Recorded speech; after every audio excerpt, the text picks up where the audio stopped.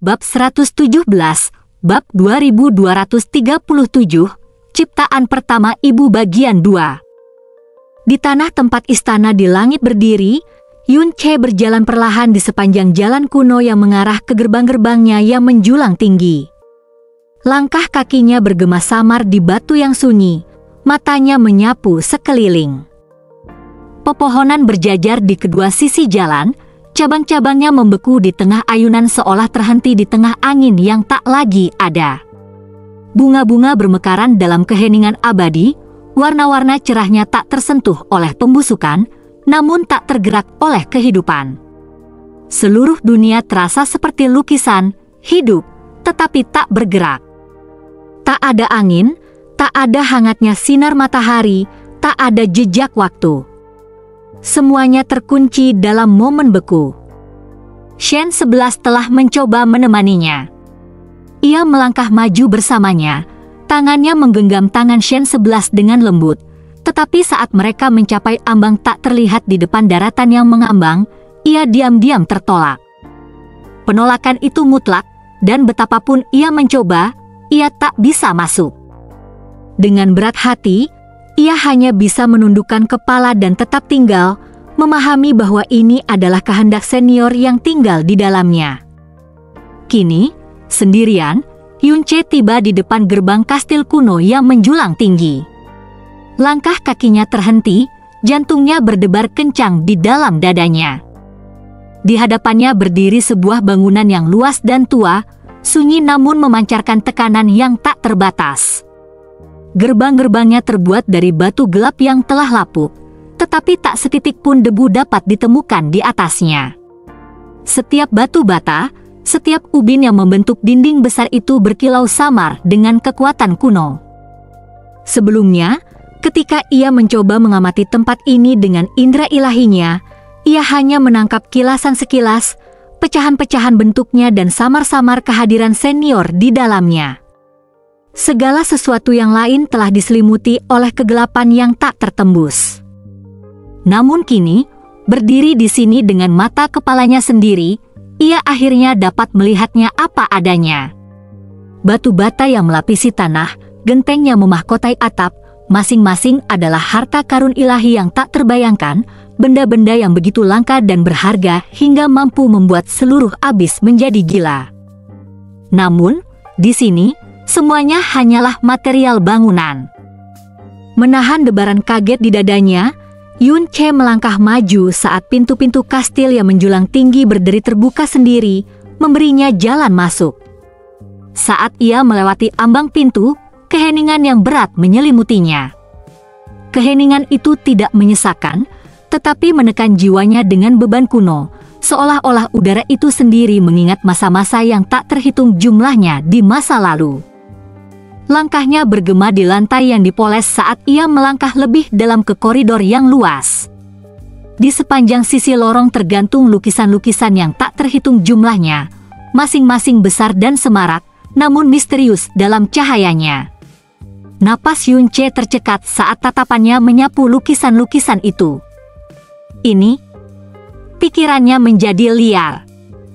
Setiap lukisan merupakan penggambaran sempurna dari bidang dan dunia yang telah ia lalui belum lama ini, ketika senior yang mirip Fen Juan membawanya ke sini. Esensi sungai kehidupan, tanah tandus yang tandus, langit yang retak, dan kehampaan yang hening. Semuanya tergambar dengan detail yang mengerikan dan menakjubkan, dilukis bukan dengan tangan, melainkan seolah-olah pemandangan itu sendiri telah terekam langsung ke dalam dinding oleh kehendak ilahi. Akhirnya, setelah beberapa saat, Yun Che tiba di aula besar. Saat ia melangkah masuk, ruangan itu terasa hening total. Di ujung ruangan megah itu, di atas mimbar yang sangat tinggi, senior itu duduk di atas singgasana yang seolah dipahat dari sepotong kegelapan purba. Sosok pria itu setengah terselubung dalam cahaya redup aula, tetapi kehadirannya tak terbantahkan, berat, tak terbatas, dan abadi. Menahan rasa takut yang bergetar di dalam jiwanya, Yun Che berlutut. Kemudian, dari lubuk hatinya yang terdalam, ia berkata dengan penuh hormat yang tulus, Terima kasih atas kebaikanmu, senior. Perbuatanmu menyelamatkan Shen 11, junior ini tidak akan pernah melupakan kebaikanmu. Mata Feng Juan yang tak bernyawa tetap terpejam, ekspresinya tak terbaca. Di antara jari-jarinya yang pucat dan seperti mayat, cermin samsara perlahan berputar, cahaya redupnya memantul di aula yang gelap gulita bagaikan riak waktu. Waktu terus berjalan, hening dan menyesakkan, seolah keabadian telah bersemayam di antara mereka.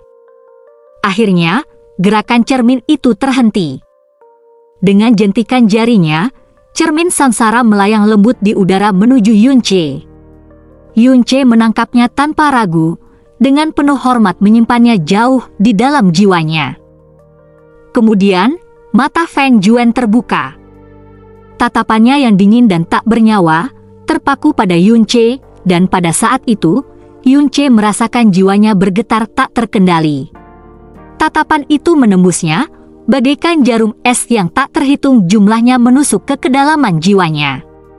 Setiap rahasia, setiap kenangan, setiap pikiran tersembunyi, terungkap di bawah tatapan itu.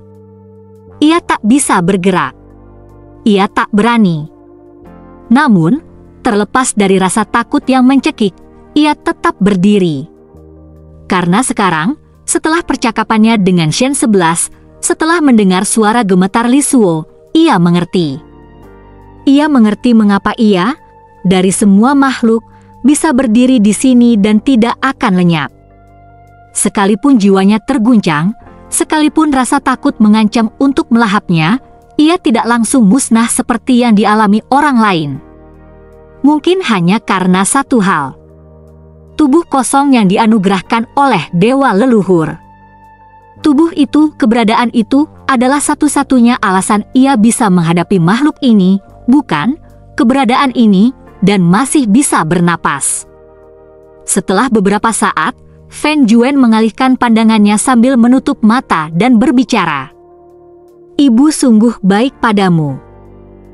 Ibu? Mata Yunche berkilat bingung. Ia tidak mengerti. Siapakah senior ini? Siapakah ibunya? Pertanyaan-pertanyaan berputar-putar di benaknya seperti badai. Namun kemudian, sebuah pikiran muncul, sebuah firasat, samar namun terus menghantui. Menelan beban yang menekan dadanya, Yunche mengumpulkan keberaniannya dan menyuarakan satu pertanyaan yang perlu dijawabnya. Senior, bolehkah aku bertanya siapa Anda? Nada suaranya tenang, namun dibumbui rasa hormat yang mendalam dari lubuk hatinya. Makhluk di hadapannya ini, jika ia mau, dapat menghapus keberadaan Yunche dalam sekejap. Namun, ia tak hanya menahan diri, ia juga memberinya belas kasihan, dan bahkan mengembalikan Shen 11 kepadanya.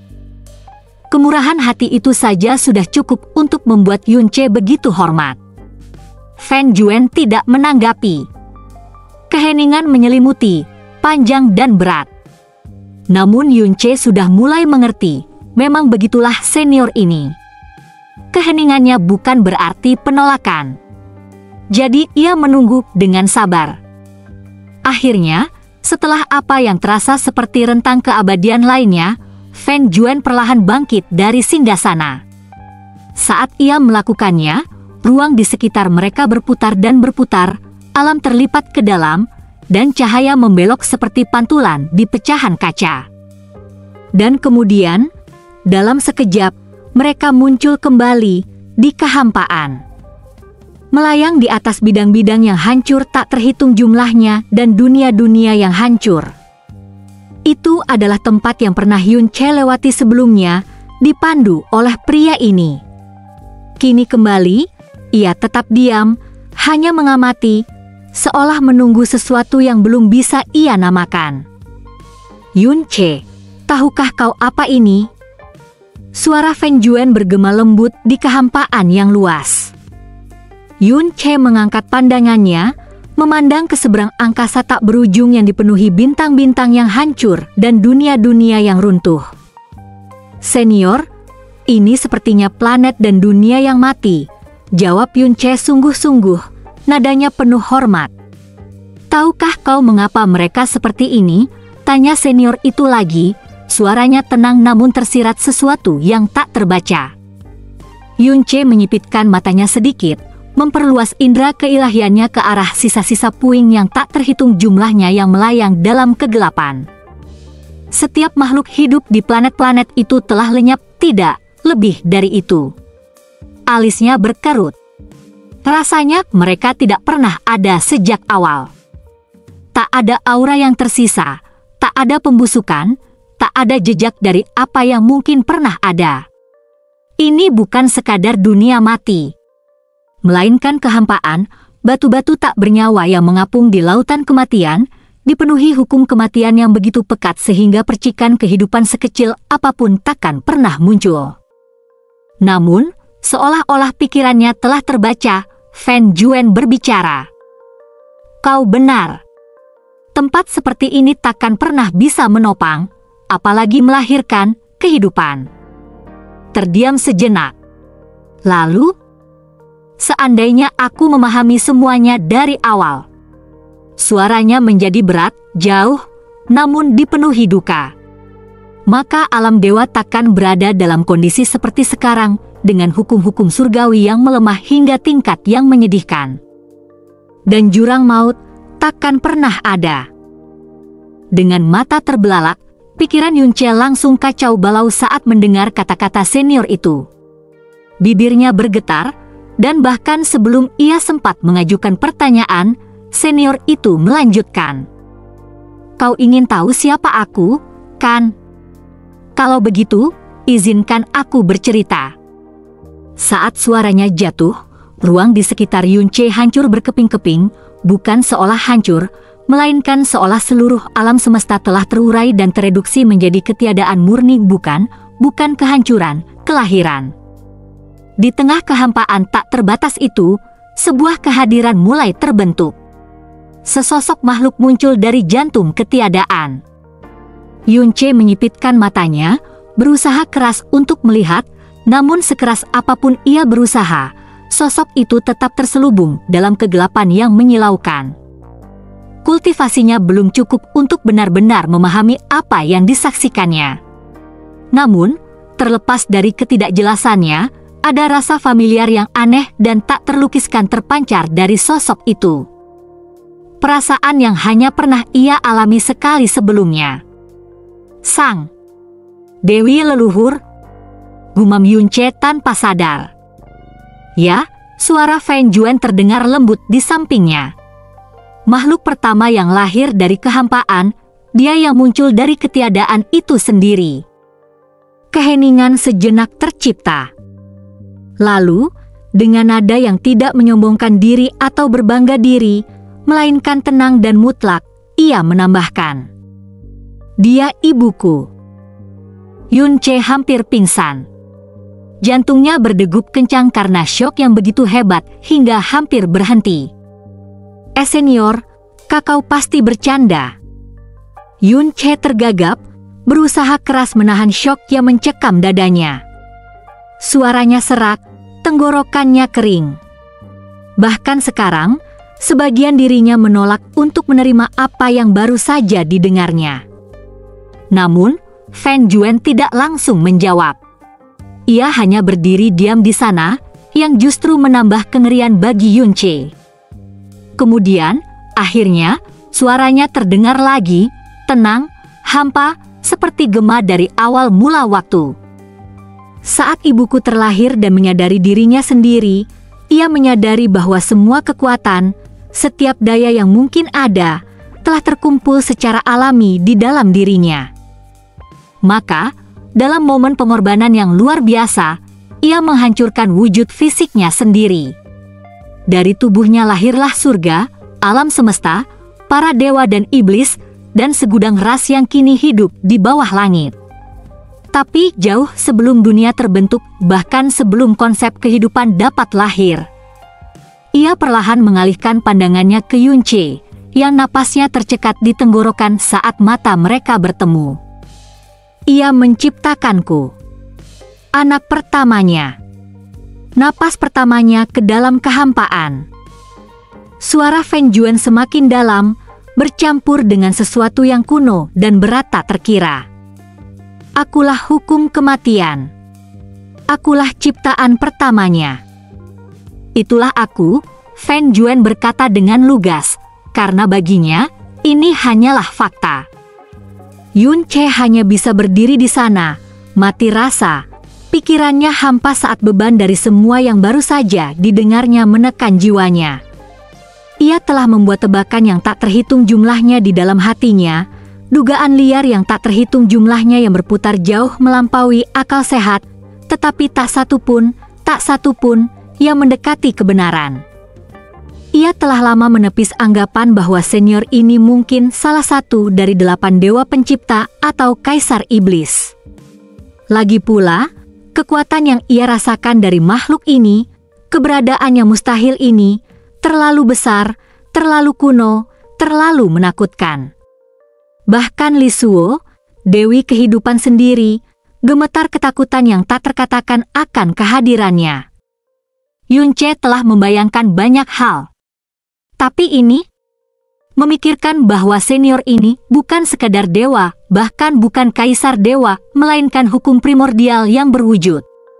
Bukan pengguna kematian, melainkan kematian itu sendiri. Karena hukum adalah ciptaan pertama Dewi Leluhur, tidaklah salah jika dikatakan bahwa ia adalah anak Dewi Leluhur. Dengan hukum kematian, ia berkuasa atas segalanya, ruang, waktu, dan setiap helai kehidupan itu sendiri. Itulah sebabnya ia jauh lebih kuat daripada segalanya. Di mata kematian, segala sesuatu tak berarti, ditakdirkan untuk kembali menjadi ketiadaan. Meskipun Dewa Pencipta dan Kaisar Iblis memiliki kekuatan yang cukup besar untuk menentang hukum surgawi, kekuasaan mereka hanya mencakup sebagian besar hukum, tidak semuanya. Kematian berdiri di atas segalanya. Bahkan Dewa Pencipta dan Kaisar Iblis harus tunduk pada ketetapannya, karena ketika mereka terbunuh, mereka mati seperti yang lainnya. Itulah sebabnya pria ini berani memanggil Li Suo, Dewi Kehidupan, adik perempuannya. Karena ia sungguh seorang penatua bagi semua eksistensi. Ini melampaui semua imajinasi. Ruang tetap hening, keheningan membentang tanpa akhir, mencerminkan kehampaan tak terbatas yang mengelilingi mereka. Tak ada riak suara atau perubahan kehadiran yang bergerak, hingga suara dingin dan tak bernyawa Feng Juan akhirnya bergema, mengiris kehampaan bagai bilah es. Sekarang setelah aku menjawab pertanyaanmu, giliranmu untuk menjawab pertanyaanku. Suaranya tak mengandung permusuhan, namun terasa berat menusuk langsung ke hati Yun Che, menyeret jiwanya keluar dari kedalaman keheningan yang mencekam. Saat kata-kata itu meresap ke dalam dirinya, napas Yun Che sedikit bergetar, tetapi ketenangannya segera kembali. Menekan keterkejutan yang masih menggema di dadanya, ia memantapkan pandangannya, menundukkan kepala, dan menjawab dengan penuh hormat. Senior, apa yang ingin kau ketahui? Memikirkan bahwa makhluk ini, perwujudan hukum kematian primordial, yang kekuatannya jauh melampaui Dewa Pencipta, akan menanyakan sesuatu padanya. Pikiran Yun Che berkelana ke segala arah, mencoba menebak pertanyaan macam apa itu. Namun, meskipun ia memiliki 100 pikiran lagi, tak satu pun dari mereka dapat memprediksi apa yang akan terjadi selanjutnya. Tetap saja, terlepas dari gejolak batinnya, ia tetap berdiri tenang, kalem, dan penuh hormat, menunggu.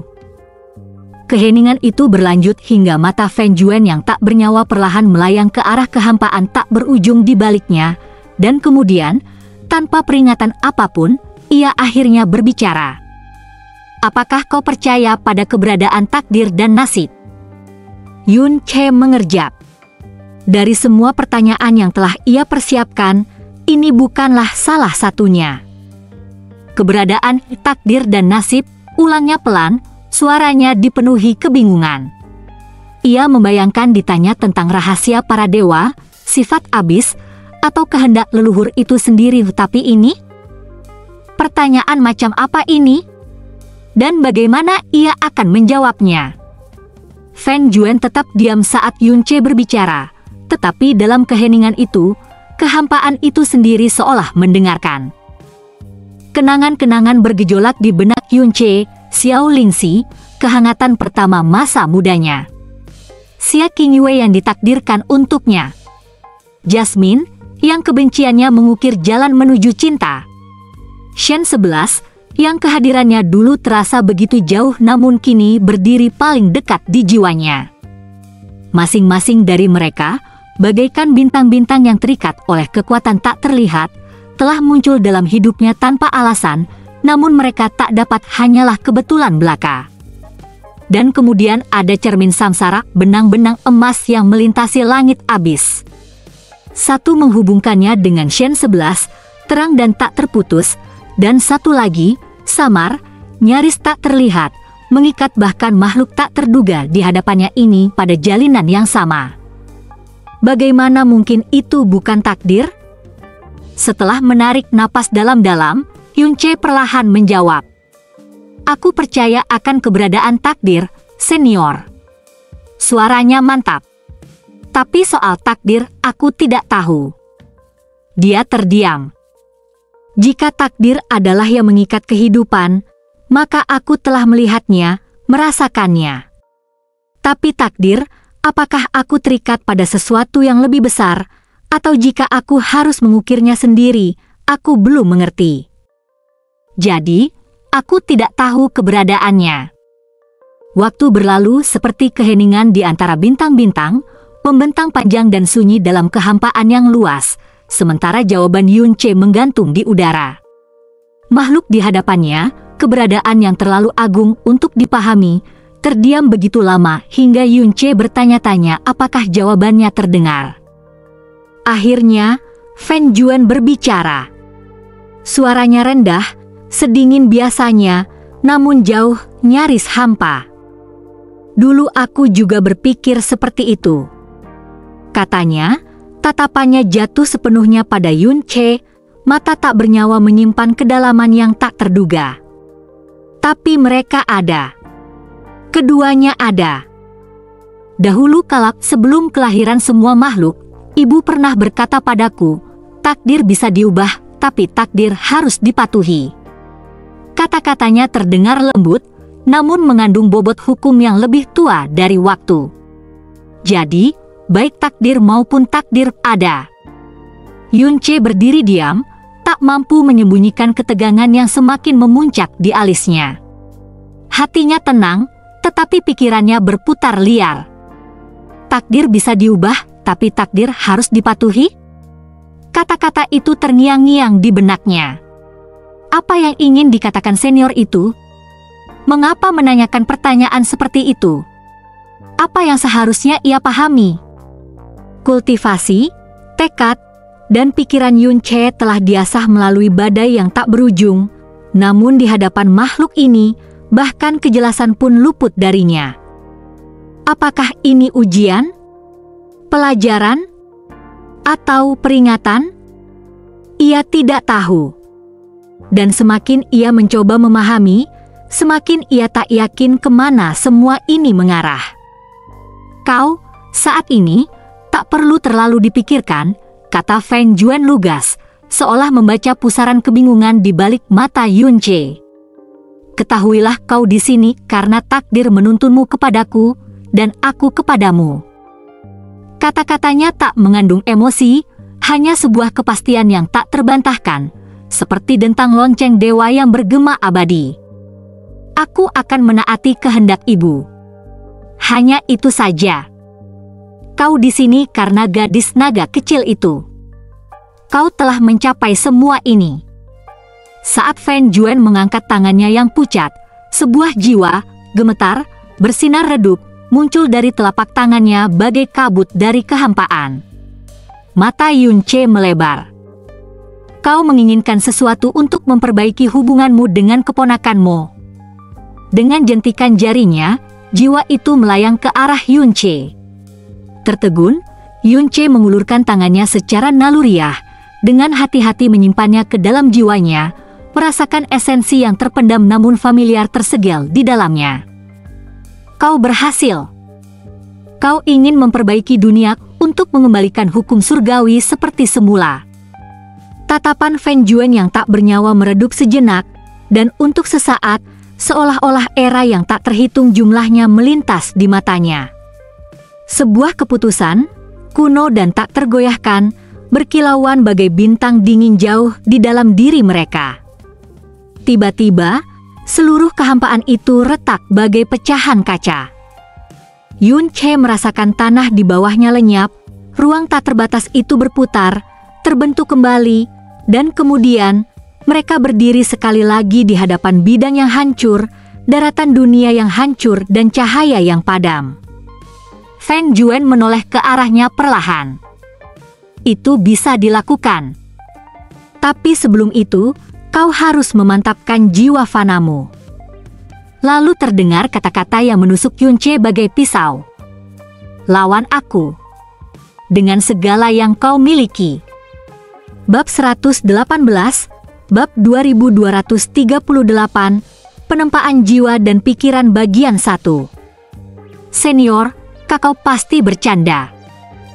Keringat dingin mengalir di pelipis Yun Che saat suaranya bergetar meskipun ia berusaha sekuat tenaga untuk tetap tenang.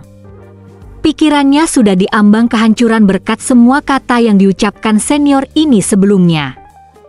Saat ini, kaki Yun Che sudah gemetar saat pikirannya berputar seperti roda gerobak.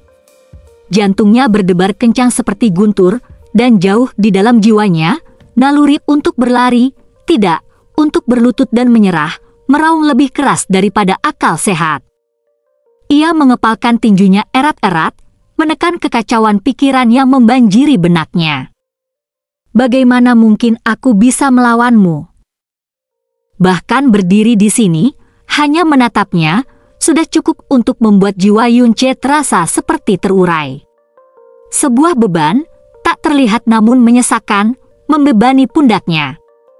Ia bahkan tidak berpikir untuk bertarung sejak awal. Bagaimana mungkin ia bisa?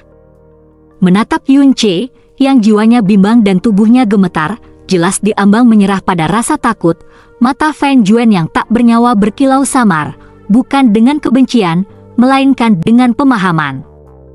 Tanpa sepatah kata pun, wujudnya mulai berubah. Udara menjadi sunyi. Kehampaan mereda.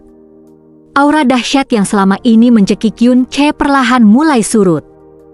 Dan kemudian, dentang! Suara lembut bergema di kehampaan saat sebuah pedang muncul di tangan Feng Juan. Sebilah pedang yang ditempa dari gema dosa dan kesedihan, pedang ilahi dosa surgawi. Seperti di masa lalu. Kemudian, wujud Feng Juan menghilang saat wujud baru muncul. Yang berdiri di hadapan Yun Che kini adalah seorang pria.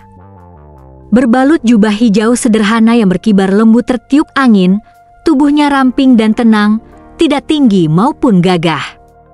Rambut hitam panjangnya diikat ekor kuda polos hingga pinggangnya, dan wajahnya, lemas, cekung, sama sekali biasa, adalah wajah yang bisa menghilang di antara kerumunan. Seorang pria yang akan kau lewati tanpa kau sadari. Pupil mata Yun Che mengecil saat ia secara naluriah mengenali sosok itu. Lagi pula, bagaimana mungkin ia lupa? Suanyuan Wentian. Dan kemudian, Suanyuan Wentian berbicara. Kau takut padaku, karena kau tahu siapa aku. Kau takut padaku, karena kau tahu kekuatanku. Kau takut padaku, karena kau menghormatiku dan karena itu, kau tak ingin mengangkat pedangmu. Ia mengangkat pedang, bukan untuk mengancam, melainkan untuk menawarkan. Kalau begitu, mari kita lakukan ini. Suaranya, tenang dan datar, tak menunjukkan sedikit pun dominasi, hanya tekad. Nada yang menusuk Yun Che lebih dalam daripada teriakan atau raungan apapun. Waktu seakan berhenti. Napas kehampaan terhenti, dan sesaat kemudian, ruang tak terbatas di sekitar Yun Che larut dan berubah menjadi dunia yang familiar namun jauh, pantulan bintang kutub biru. Langit meredup menjadi biru tua, bumi bergetar dengan keheningan yang samar, dan bintang-bintang di atas pun lenyap. Yun Che berdiri di pusat semua itu.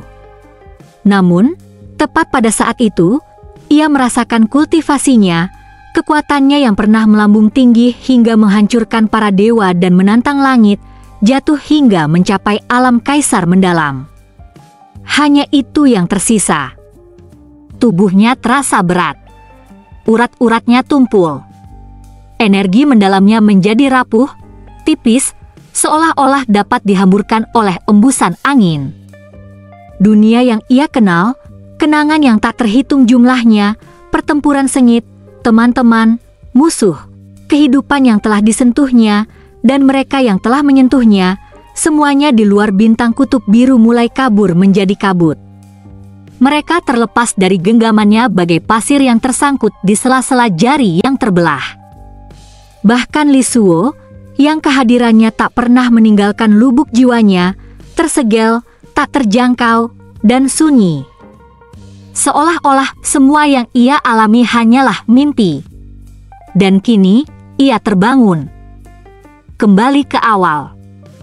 Dan di hadapannya, Xuan Yuan Wentian, sang penguasa surgawi yang dulu memproklamirkan diri berdiri tegak, seringai licik tersungging di bibirnya.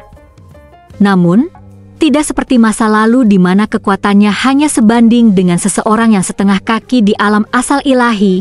Xuan Yuan Wentian ini, kekuatannya, sudah kokoh di alam asal ilahi level 2. Di satu tangan, ia menggenggam pedang panjang, bilahnya berdengung dengan energi gelap. Dan di tangan lainnya, seorang wanita. Begitu indahnya hingga dunia terasa redup jika dibandingkan, kehadirannya bagaikan bunga rapuh di tengah badai. Namun kini, kecantikannya dirusak oleh rasa sakit, wajahnya pucat, bibirnya gemetar. Xuan Yuan Wentian mengangkatnya tinggi-tinggi di lehernya, kakinya yang ramping tepat di atas tanah saat ia berjuang untuk bernapas, lengannya lemas, energinya yang mendalam tersegel. Namun, ia berhasil memanggil Yun Che sambil memohon. Lari pergi. Suaranya lemah seolah ia sudah tahu takdirnya. XUER. Suara Yun Che bergetar. Jiwanya, yang dilucuti dari ingatan, dirampas kekuatannya, terlempar kembali ke dalam bayang-bayang masa lalunya, berteriak tanpa suara saat ia menatap wanita yang pernah berjalan di sisinya, kini di ambang kematian. Aura yang menyelimuti Xuan Yuan Wentian bagaikan gunung menjulang yang menekan dari langit, tak tergoyahkan, abadi. Dalam kondisi Yun Che saat ini, rasanya mustahil untuk melampaui. Lututnya hampir lemas, napasnya tercekat di tenggorokan, dan dunia terasa gelap di hadapan Wentian. Wajahnya pucat, tubuhnya lemas, matanya redup namun masih dipenuhi secercah harapan bahwa Yun Che akan melakukan hal yang benar. Namun, ia tidak melakukannya. Pada saat itu, sesuatu menyala. Rasa takut yang mencengkeram jiwa Yun Che dilahap badai amarah. Raungan dahsyat merobek dada Yun Che saat energinya yang mendalam melonjak hebat dari intinya. Tanah di bawah kakinya retak dan meletus, ruang angkasa bergetar, dan udara pun berteriak seolah hangus oleh amarahnya. Sebilah pedang muncul di tangannya, tubuhnya bergetar selaras dengan amarahnya. Ia tak lagi berpikir, tak ada logika, tak ada strategi, hanya hasrat yang menggebu-gebu untuk melindungi, untuk merobek langit jika perlu. Sosoknya melesat maju bagai sambaran petir ilahi. Boom! Benturan pedang itu meletus bagai deru seribu badai. Dampaknya membelah langit dan mengguncang pesawat tempat mereka berdiri. Semburan kekuatan yang menyilaukan menyambar keluar saat keduanya bertabrakan, mengirimkan gelombang kejut yang menghancurkan daratan di bawah dan membelah langit di atas. Lemah, sungguh lemah. Suara itu, dingin, tak acuh, mutlak, bergulir melintasi langit yang membeku bagai vonis ilahi, menghancurkan semua ilusi harapan di hati Yun Che. Xuan Yuan Wentian berdiri bagai bayangan yang tak tergoyahkan, menjulang tinggi di angkasa, dengan kilauan pedang ilahi dosa surgawi di satu tangan dan, di tangan lainnya, sosok Feng Shui yang halus dan terengah-engah. Jubah putihnya berkibar lemas tertiup angin, rambut panjangnya berkibar bagai tinta menembus kehampaan, wajahnya yang pucat dan tanpa darah menoleh ke arah Yun Che seolah masih bisa melihatnya, masih memanggilnya. Dan pada saat itu, saat Yun Che menatap sosoknya yang tak bernyawa, tergantung tak berdaya dalam cengkraman kekuatan yang luar biasa, sesuatu di dalam dirinya hancur, sesuatu yang mentah, sesuatu yang primitif, sesuatu yang tak lagi mendengarkan akal sehat atau rasa takut. Tidak, jeritan itu merobek tenggorokannya dengan kekuatan yang seakan merobek urat jiwanya. Dunianya menyempit hanya untuknya, segalanya kabur menjadi abu-abu tak berarti saat amarah, rasa sakit, dan keputusasaan menyatu bagai tsunami. Menerobos pembuluh darahnya dan meletus menjadi gelombang kekuatan dahsyat yang menerangi dunia dengan kecemerlangan dahsyat. Pedangnya terwujud dalam genggamannya, berkilauan dengan penderitaan seorang pria yang terdesak ke ambang kegilaan, dan dengan raungan yang mengguncang langit, ia melontarkan dirinya ke arah Xuan Yuan Wentian bagai bintang jatuh. Seluruh pikirannya terkuras oleh keinginan untuk menyelamatkannya. Boom! Pedang mereka beradu dengan benturan yang membelah bumi, mengirimkan gelombang kejut menembus langit dan merobek celah-celah awan di atas. Kekuatan serangan Yun Che yang dahsyat bisa saja meratakan gunung, tapi sia-sia. Hanya itu, terdengar cibiran itu, begitu tenang hingga membuat darah Yun Che membeku. Dan kemudian, krak! Suara yang memuakkan, tajam dan final. Tubuh Feng Shui terlempar ke samping bagai pecahan porselen, berputar di udara dalam gerakan lambat, tubuhnya yang ramping tak berbobot dalam kematian, matanya terbelalak dengan cahaya yang memudar, jari-jarinya terentang seolah masih meraihnya bahkan ketika nyawa terlepas diam-diam dari genggamannya. Kaki Yun Che lemas. Jiwanya menjerit. Karena kelemahanmu dia telah mati. Kata-kata itu bagaikan belati, setiap suku kata menusuk dadanya dengan beban yang tak tertahankan, dan napas Yun Che tercekat di tenggorokannya, terhuyung oleh kebenarannya, kekejamannya, dan finalitasnya. Ia terhuyung ke depan dengan anggota tubuh gemetar, mencoba meraihnya, menangkapnya, mengubah akhir cerita, tetapi sebelum ia sempat melangkah lagi. Taka. Pedang ilahi dosa surgawi berkelebat, lebih cepat dari yang ia duga, lebih dingin dari kematian.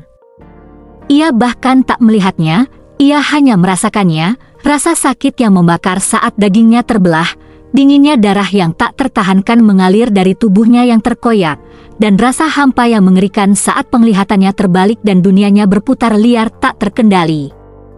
Tubuhnya terbanting ke tanah, hancur dan berdarah, lebih cepat daripada tubuh Feng Shui yang jatuh. Dan kemudian keheningan, kegelapan, kematian, dan lemah. Matanya terbuka lebar. Tubuhnya kejang. Sekali lagi, ia berdiri di bawah langit bintang kutub biru yang pucat dan membiru. Sekali lagi, Xuan Yuan Wentian berdiri di hadapannya dengan sebilah pedang di satu tangan dan Feng Shui di tangan lainnya. Wajah pucatnya menoleh ke arahnya. Bibirnya bergetar saat mencoba memanggil namanya sambil menggumamkan kata-kata yang sama. Persis sama.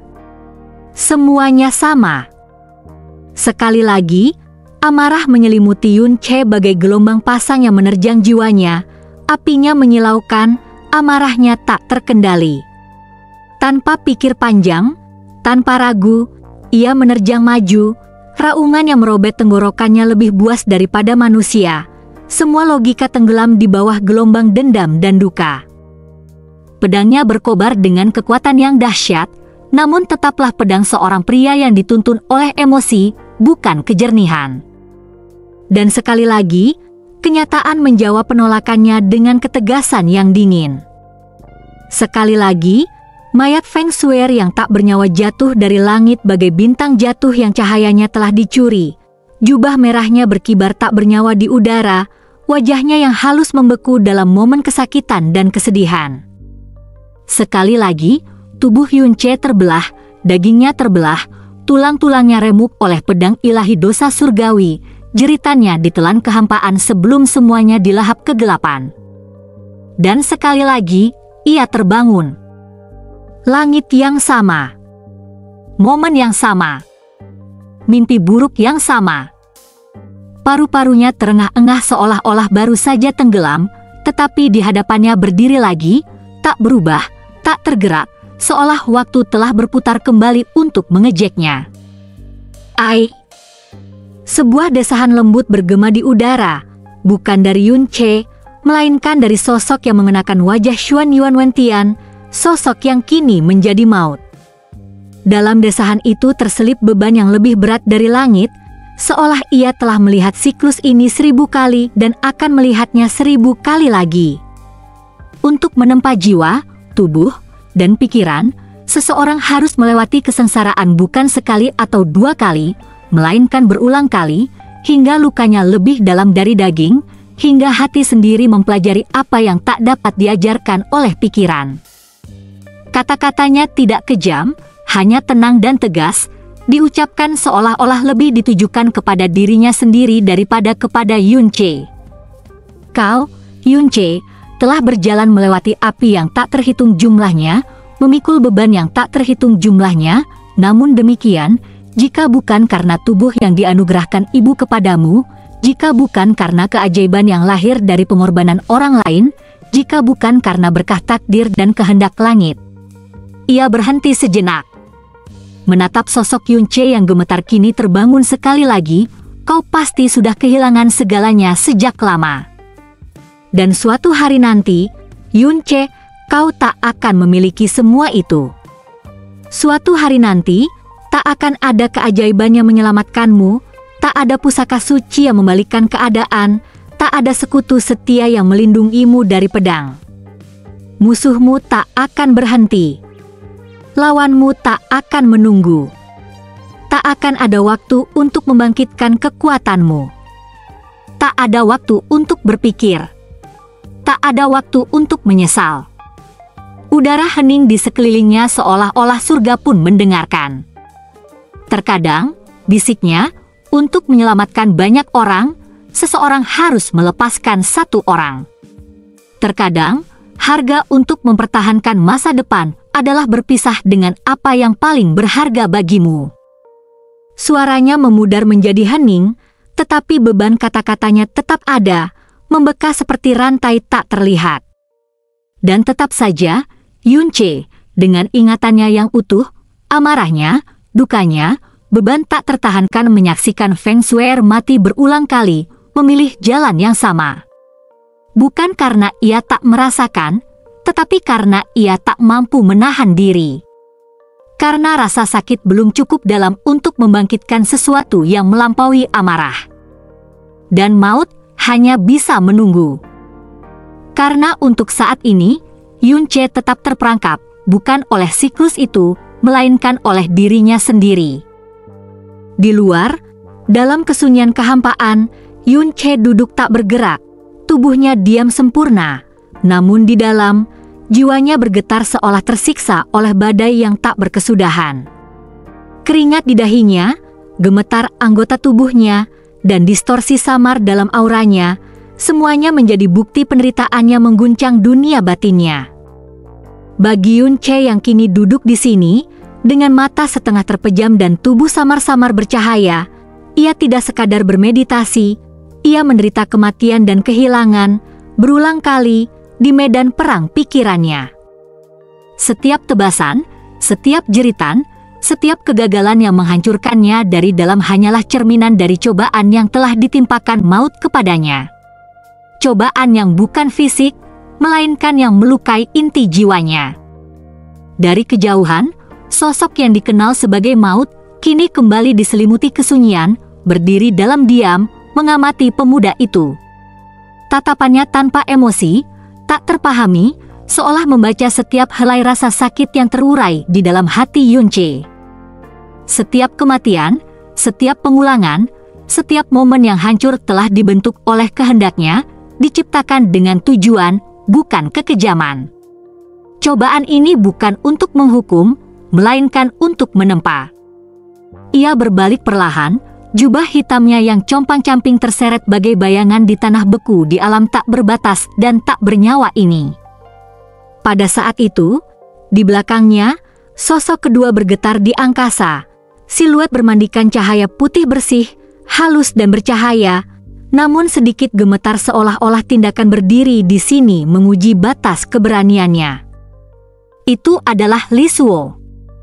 Tercerabut paksa dari tempat perlindungan jiwa Yunche oleh kekuatan yang begitu absolut hingga ia tak mampu melawannya, kini ia berdiri di dunia sekali lagi, terpisah, rentan, dan berhadapan langsung dengan satu keberadaan yang setiap bagian dari esensi ilahinya peringatkan untuk ia hindari. Aura ilahinya bergetar, jari-jarinya mengepal, dan tabir cahaya cemerlang yang menyelimuti tubuhnya berkelap-kelip tak menentu saat ia melawan rasa takutnya. Meskipun ekspresinya tenang, tubuhnya mengkhianati kebenaran, setiap urat jiwanya berteriak padanya untuk lari, bersembunyi, menghilang dari hadapannya. Dan kemudian, suaranya, rendah, dingin, dan tua, berbicara. "Jangan takut, adik kecil. Aku tidak akan menyakitimu."